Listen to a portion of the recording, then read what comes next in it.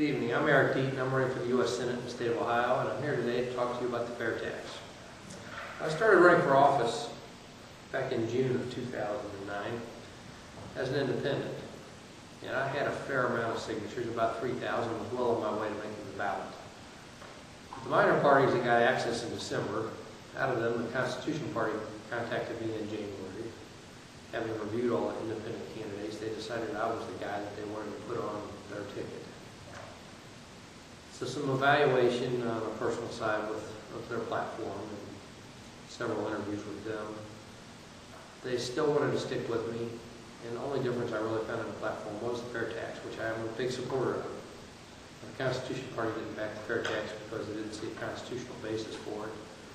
But I'm a pretty practical guy, and being an engineer, I realize our massive debt will require a pretty healthy tax to pay off.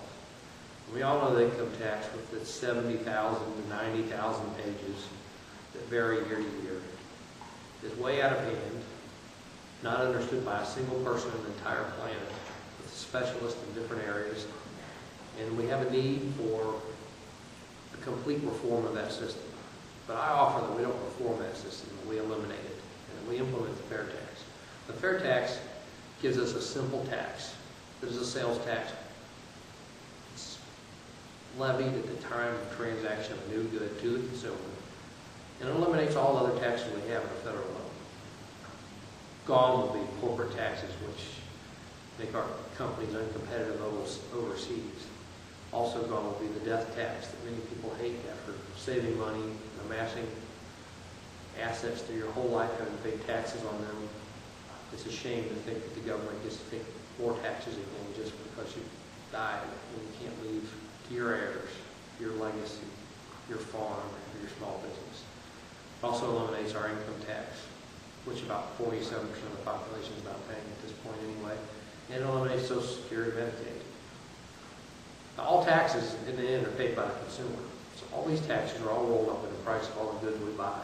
Wouldn't it be nice to see that price on the tax bill so we know exactly what we paid? And if we're adverse to paying those taxes, then maybe we learn to make do with used goods, or to keep our products longer so that we don't have to pay those taxes. You know, a guy like me that's averse to paying taxes might decide that it's cheaper to reupholster a couch rather than replace it. I might keep that old TV a little bit longer even though it's an old technology and it's a little inconvenient. And the picture quality is not quite as good, but realizing that when I buy the new one, I'll be paying taxes. This will help us keep stuff out of our landfills and let us as a people use our products well into their useful lives rather than dispose of them in a consumerist kind of national landscape we have, this consumer-driven economy. It's not a very green economy to waste products and dispose of them before they have ran their course. Now the FairTax also will provide us a lot of jobs, because our own companies, which have outsourced lots of jobs, have put manufacturing plants overseas for goods that they sell here, did so to avoid taxes. And when they find that they can work here and build the next factory in our country and make profits here and not pay any tax, they will now become more competitive globally, so that we can't just buy products, once again, to say made in America proudly on the bottom, but that we can export those products on a very competitive basis to countries that have income taxes for their companies. That'll make our trade go way off the charts. And it won't just help American companies, because other companies from other countries would be more than willing to come locate over here and build the products here that they sell here, and build products here that they sell in their own countries, knowing that they don't have to pay the income tax themselves. We also, with the implementation of the FairTax, will get rid of the IRS as a whole. There may be a few people left to tally up some numbers as the taxes trickle in from the businesses to the states, or from the states to the federal revenue coffers. And some will have to advise the House of Representatives to how much money is coming in, so they know how much money they can spend that year. But we certainly will need an army of IRS personnel and all the temporary workers who get hired every year for the April 15th tax season. I would love to see April 15th become a national holiday, remembrance of our income tax that we no longer have burdening our lives. I personally was up on April 14th till 2:30 in the morning completing my taxes, and I wasn't too happy the next day with the amount of effort and time spent complying and the amount of personal information it seems that I have to give the government that they really have no need to collect. Now with the fair tax, we can implement it cost neutral. It's about 23% on the cost of a new good.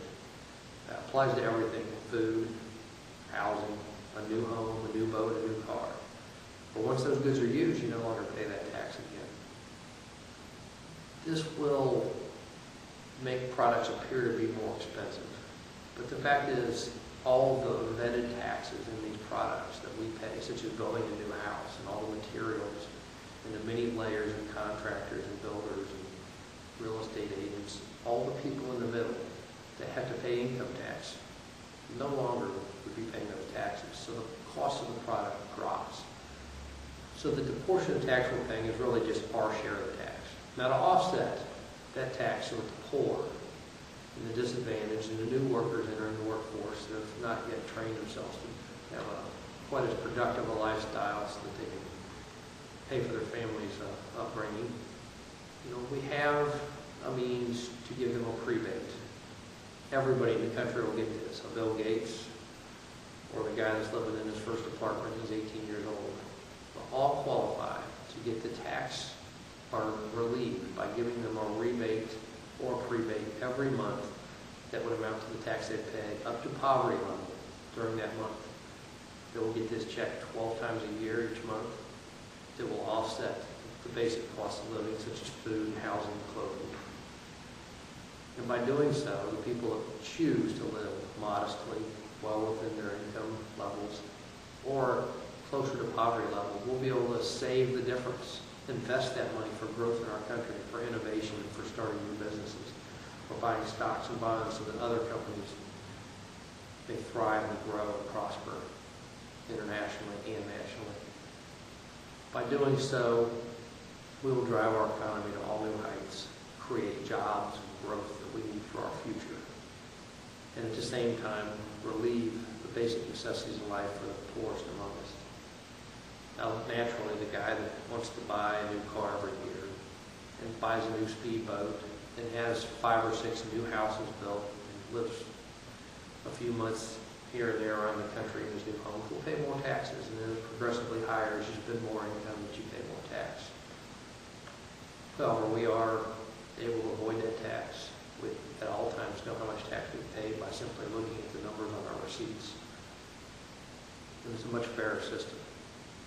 Everybody, when they reach that poverty level, will start to pay and feel like they're contributing to our economy, and feel like the money spent in Washington truly is a little piece of theirs.